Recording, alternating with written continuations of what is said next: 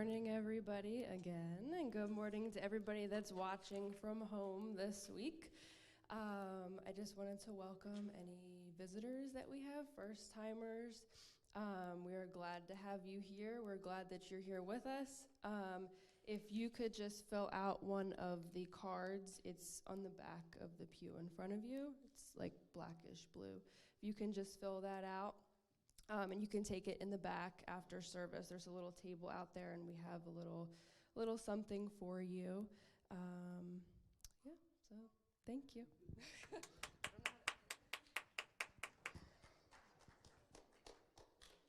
This is also Mission Sunday, and I want to remind you that God is still reaching the world, if you don't realize it or not. I always was just admire how God works. There's a country called Armenia. And it sets in the middle of all the Arabic countries. And you wonder, God, why would you allow that country to have revival? But they did. They had revival to the point that they began to say, we got to send missionaries. And the places they were going to send missionaries to was in the Arabic countries. Countries that you and I, as Americans, would not be welcomed. But because they lived in that region, they welcomed those missionaries, and they were able to preach the gospel. So when you say that God doesn't wish that any would perish, that all would come to repentance, he knew that this group of people were there, and he knew that they needed to be reached.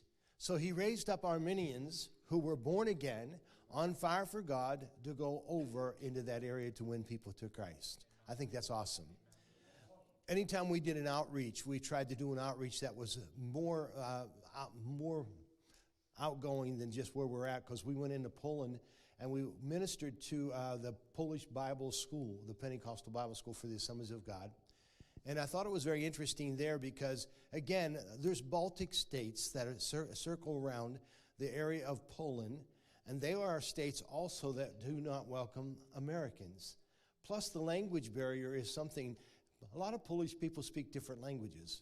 Because when they were growing up, all of a sudden they were in German, and then they woke up and now they're Polish because the border moved overnight. And so to be able to relate to all these border countries, they learned the language. So not only do they get an education about how to reach the people for Christ, they would go into those countries and they'd begin to preach the gospel. Some of those students would go actually onto a farm and say, can we help you for the summer?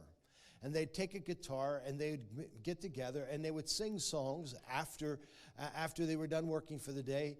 And then he'd begin to bring the people around and they would preach to them and get them saved. It's pretty awesome that God said, we got to reach these people, and we're going to bring Polish people that have the language down and have an experience with God to do that. Another place we went was down in Costa Rica, because Costa Rica is a language school for all the Hispanic countries. And so we were working with every missionary coming through the school. They had to learn the language. If you were from Puerto Rico, they gave you a hard time. They said Puerto Ricans do not know how to speak Spanish. And the only ones that know how to speak Spanish is Costa Ricans, all right? At least that's what they thought. And so they really gave everybody a hard time that wasn't Costa Rican. But we found that they learned the languages, and we were down there to encourage those missionaries. And we learned a lot about the different countries, because some words that you say in Spanish in one country, but you say it in another country means something altogether different. And you got to be careful what you say. All right, so we learned a lot about the culture, the things. It wasn't just learning the language, but also the culture. So we made sure that the Bible school was going to continue on. We painted